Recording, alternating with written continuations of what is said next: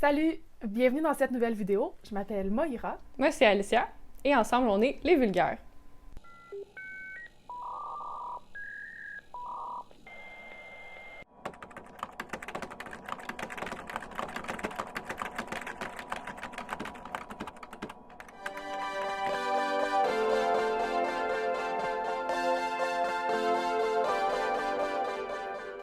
C'est déjà la dernière vidéo dans notre mini-série sur la vaccination, puis on a décidé de garder le meilleur pour la fin. Donc aujourd'hui, on va parler avec notre amie Christina. Salut Christina!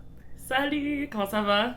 On pouvait pas parler de COVID et ne pas inviter Christina, donc elle a un parcours absolument stupéfiant avec les coronavirus en général, puis avec la pandémie en particulier. Je veux pas trop vendre le punch tout de suite parce qu'elle va nous parler de son expérience, mais je pense que on pouvait juste pas passer à côté de son témoignage, puis on est vraiment choyés de l'avoir avec nous aujourd'hui. Hey, merci. Merci de m'inviter à votre capsule. Je suis vraiment excitée d'être ici aujourd'hui. Avant de plonger dans ton histoire, Christina, est-ce que tu voudrais juste te présenter brièvement puis parler de ton parcours? Donc, je m'appelle Christina Frédéric. Je suis une étudiante en microbiologie à maîtrise à l'Université Laval. Et en ce moment, en pleine crise pandémie, moi, je suis en train de faire du dépistage dans le Nord pour tester les travailleurs contre la COVID. Pourrais-tu nous dire où tu étais à la fin décembre 2019? Alors, si vous êtes prêts pour le punch, en fin décembre 2019, j'étais en train de prendre l'avion vers la Chine dans le cadre de mon projet de maîtrise. Donc, c'est ça, j'étais dans l'endroit où est-ce que tout a commencé. Fait que moi, ce que j'allais faire, vu que mon directeur de recherche, il a un laboratoire aussi en Chine, j'allais faire une petite section de ma maîtrise, de ma recherche là-bas, puis c'était de travailler sur les animaux sauvages là-bas, puis de détecter d'autres types de pathogènes qu'on pourrait retrouver en Chine dans ces animaux-là. Est-ce que ton stage s'est déroulé comme c'était prévu finalement? Pas du tout. Je tiens à dire aussi que ce n'était aucunement prévu de me rendre en Chine en pleine pandémie. J'avais absolument aucune idée à quoi m'attendre en allant en Chine. Tout a été planifié bien avant qu'on entende parler d'une éclosion là-bas. Sérieusement, c'était vraiment comme une coïncidence de fou. Genre, personne s'y attendait. Aussi, mon projet, justement, est sur la détection des coronavirus chez les chauves-souris. Fait que ça non plus, ce n'était pas prévu. Non, mais sérieux, c'est quoi les chances comme que tu travailles sur les coronavirus en Chine juste avant que ça éclate? Quand le gouvernement nous demande à quoi ça sert ta recherche, toi, t'avais pas besoin de le justifier. Genre, je peux dire pandémie, guys, puis voilà. Comment tu t'es sentie quand t'as appris genre qu'il y avait une éclosion de COVID? Ben, à ce moment, on l'appelait comment? On l'appelait le... SARS-CoV-2. Pas exactement. Initialement, on a appelé le virus le Wuhan Coronavirus, mais en 2015, l'OMS a pris la décision de ne plus donner de nom de lieu au nouveau virus puisque ça peut entraîner un biais négatif. Le virus a donc été renommé le 2019 nCoV, puis le 11 février 2020, on a changé son nom pour le nom qu'on connaît maintenant, donc le SARS-CoV-2. Quand moi, je l'avais appris, c'est mon directeur, il m'avait écrit, puis vu que les nouvelles, c'était en mandarin, puis je comprenais rien.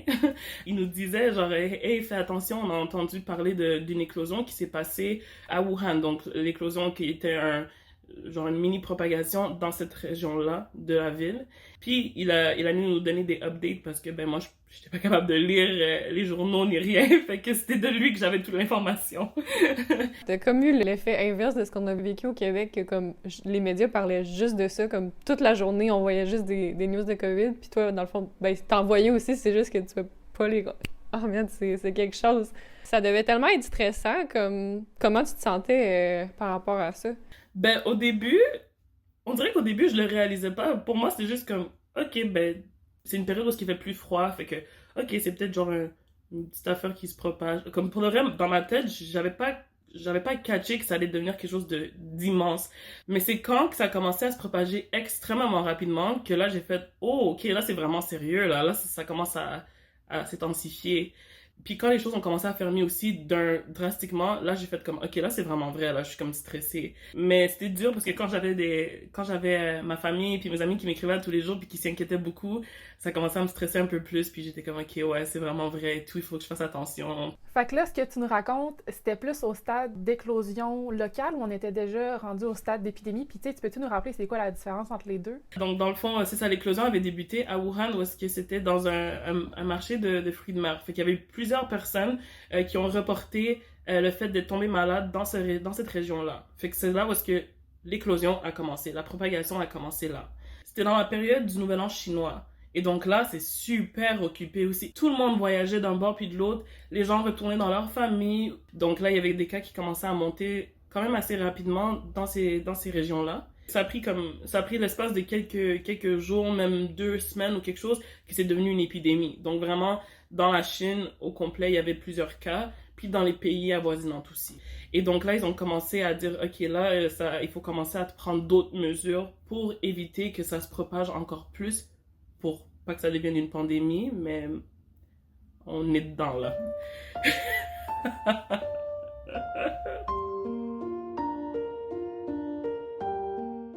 Suite à tout ça, ça a été quoi un peu le processus pour te rapatrier au Québec? Ça a-tu bien été? Ça a-tu mal été? En fait, ce qui était un peu stressant, c'est parce qu'il faut se rappeler qu'il y a quand même 12 heures de décalage avec le Québec. Donc, quand les nouvelles passaient, c'était pendant la nuit pour moi.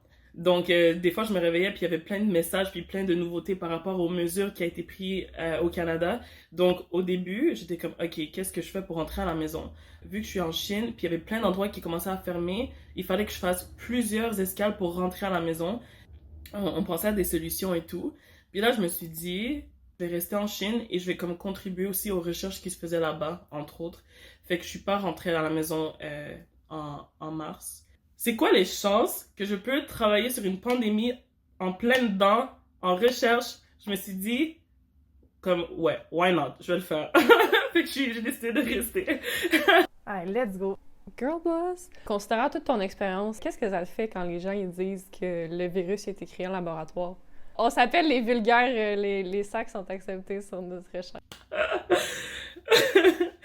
Je peux pas le cacher que ça me déçoit puis que ça me fâche un peu parce qu'en étant là et en vivant ce que j'ai vécu, tu sais, ça fait un peu mal à mon cœur d'entendre que genre, ça a été tout un hoax ou que ça a été créé pour faire peur ou pour choquer le monde et tout. Je vous assure, guys, c'était vraiment vrai ce qui est arrivé. J'étais en live dans tout ça. J'ai vu les mesures changer d'un jour à l'autre. Je sais pas si c'est un unpopular opinion, ce que je vais dire, mais moi j'ai l'impression que les gens se plaisent à penser genre que c'est une création en laboratoire parce que c'est plus facile de genre se laver les mains si c'était vraiment ça la raison comme qu'il y a eu cette pandémie-là versus les changements climatiques, les zoonoses. Fait que je sais pas si tu veux parler de ça parce que finalement c'est ça ton projet de recherche là, en partie. Déjà, pour commencer, une zoonose, c'est plus une maladie ou un pathogène qui peut être une bactérie, virus, une parasite qui infecte les animaux puis qui se transmet entre eux. Mais il y a possibilité que ces pathogènes-là changent d'hôte et viennent infecter les humains. Avec la nature et l'évolution et le temps, le virus, il change pour s'adapter justement à infecter, entre autres, les humains pour le coronavirus. Sinon, pour les gens qui pensent que le virus a été créé en laboratoire ou quoi que ce soit, c'est pas le cas. Parce que si effectivement le virus était créé en laboratoire, il y aurait eu des altérations dans le génome, donc dans le matériel génétique du virus, puis ça aurait été détecté avant. Et c'était pas le cas non plus. La nature travaille pas comme les humains, puis des altérations génétiques naturelles, ça paraît que c'est naturel versus des altérations qui sont faites par les humains, que ça paraît que c'est fait par les humains. C'est comme quand quelqu'un a des chirurgies plastiques, il y a des petites cicatrices autour des changements versus un vrai corps, il y aura pas nécessairement de cicatrices à ces endroits-là. Your body, your choice, by the way. On n'est pas contre les chirurgies, mais on est contre, par contre, la création de virus en laboratoire. Ton projet, dès le départ, ça parlait de coronavirus, donc peux-tu nous parler un peu de... C'est quoi les OG coronavirus, donc ceux qui existaient déjà avant la COVID? Les coronavirus, c'est pas quelque chose de nouveau de 2019, puis que ça a apparu tout d'un coup comme dans les airs. En fait, ça fait des années et des années que les coronavirus existent. En fait, il y en avait 4. 4. Entre les années 1960 jusqu'à les débuts 2000, il y avait 4 coronavirus qui étaient connus pour infecter les humains. Donc, durant ce temps-là, bien évidemment, ça a été étudié au fil des années. Et donc, on savait très bien que les coronavirus existaient depuis ce moment-là. Plus tard, donc encore dans les débuts des années 2000, il y avait eu un nouveau coronavirus qui était hautement pathogénique et l'éclosion avait débuté en Chine. Mais ça a été contrôlé après un an, vers 2004. Si je me trompe pas. Je me rappelle d'avoir vu des reportages quand j'étais jeune à la télé avec des masques puis tout. Puis c'est drôle, les masques sont revenus. Mais moi aussi, je me rappelle très bien de ça. Ouais, ça fait longtemps, fait que c'est fou. Ça fait quand même, ça va faire presque 20 ans en fait de cette première éclosion-là. Puis justement, il y avait cette première virus hautement pathogénique-là qui s'est propagé.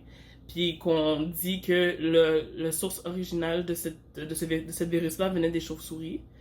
Après ça, 10 ans plus tard, fait que fin 2012, début 2013, il y avait eu le MERS coronavirus.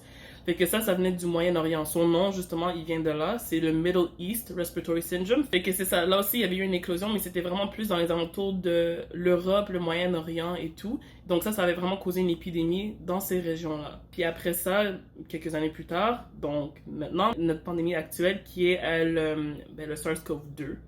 On s'entend que tu as vécu une expérience unique, once in a lifetime. C'est quoi que tu retiens le plus de ce que tu as vécu là-bas, que ce soit positif ou négatif?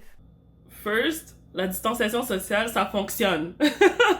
Juste pour dire, une petite parenthèse, je suis jamais tombée malade, knock on wood, là, mais je suis jamais tombée malade depuis que l'éclosion a commencé. J'ai toujours gardé mes distances, j'ai toujours fait attention, j'ai toujours lavé mes mains comme il faut, j'avais toujours ma petite bouteille de Purell à côté de moi, je faisais extrêmement attention pour être sûre de pas attraper de quoi. Une différence, par contre, avec ici et la Chine, c'est qu'en Chine, il y a pas vraiment le concept de la bulle personnelle, fait que tout le monde est toujours entassé les uns sur les autres. Fait que ça, c'était quelque chose qu'il fallait vraiment faire attention. Mais aussi, ce que j'avais appris par rapport à ça, c'est que l'entraide est tellement important et la vie serait tellement meilleure si tous les chercheurs dans le monde, sans avoir de compétition, pouvaient tous se mettre ensemble, puis juste s'entraider, puis avancer comme ça, parce que ça irait tellement plus vite aussi pour trouver des solutions, des remèdes contre n'importe quoi. Pas juste par rapport au vaccin, mais vraiment juste tout dans la vie. Je pense que l'entraide, c'est quelque chose qui est extrêmement important. Se soutenir et s'encourager aussi, parce que sérieusement, voir les étudiants stressés puis travailler 15 fois plus fort aussi, ça m'a tellement fait de quoi aussi de voir ça, puis c'était tellement important, c'est important que je le dise aussi, que l'entraide, le soutien, c'est vraiment quelque chose qui est important, puis j'ai appris ça en fait dans ces moments de crise-là, qu'on doit s'unir pour s'aider. La réponse scientifique à la pandémie, ça a été pas un miracle, là, mais comme je pense que c'est vraiment un grand moment comme de la science moderne. Ouais, toutes les ressources ont été mises là-dessus, puis on voyait des chercheurs de partout dans le monde qui commençaient à démarrer des projets comme ci, comme ça. Je sais que certains d'entre eux communiquaient entre eux aussi pour pouvoir avancer le plus vite possible. Puis je trouve que c'est important en science, en recherche en général, de s'entraider, puis de s'unir comme une grosse équipe, puis vraiment avancer là-dessus. Donc là, si j'ai bien compris, pour toi, t'impliquer dans un laboratoire en Chine pour étudier les coronavirus, c'était pas assez pour toi. Donc maintenant, t'as entrepris un nouveau défi de retour au Québec. Sur quoi est-ce que tu travailles maintenant? Ouais, fait que en fait, depuis mon retour, j'ai fait plein d'affaires. Entre autres, je participe au dépistage de la COVID-19 dans le Nord, dans les mines où est-ce que les travailleurs de partout dans le Canada viennent pour faire leur travail. Fait que moi, je monte dans le Nord à chaque mois à peu près, et avec une équipe avec moi, puis on fait des tests sur tous les gens entrant et sortant pour être sûr que les gens ne propagent pas le virus dans ces lieux-là qui sont très fermés, bien évidemment. On veut éviter qu'il y ait des éclosions dans le nord aussi du Canada. Une des places où est-ce que j'ai été, j'ai en fait monté le lab toute seule. Donc j'ai monté toutes les grosses machines, j'ai trouvé ça vraiment cool. Puis sinon, les gens dans le lab, donc nous dans le lab, on fait des tests pour être sûr que la personne est clear et n'a pas la COVID et ne le transmet pas à la maison, à leur famille ou aux proches. CEO of Keeping Busy. Christina, qu'est-ce qu'on te souhaite pour la prochaine année? Qu'est-ce qui t'attend? Est-ce que tu vas pouvoir dormir quelques minutes? Je le souhaite. Bon, pour le moment, c'est ça, je suis en fin de maîtrise, fait que je suis en train de rédiger mon mémoire. Et je contribue encore à la crise, donc je m'en vais encore dans le Nord pour faire un peu de dépistage aussi. Mais quand je vais soumettre mon mémoire, je vais prendre une pause quand même, puis me remettre un peu de toutes ces émotions assez intenses. Et après ça, j'aimerais ça l'année prochaine, continuer au doctorat. Donc, je vais prendre le temps de regarder pour continuer mes recherches parce que je veux quand même contribuer à l'avancement de la recherche puis des sciences. Et je veux quand même rester dans le domaine de la virologie puis des maladies infectieuses et des virus émergentes.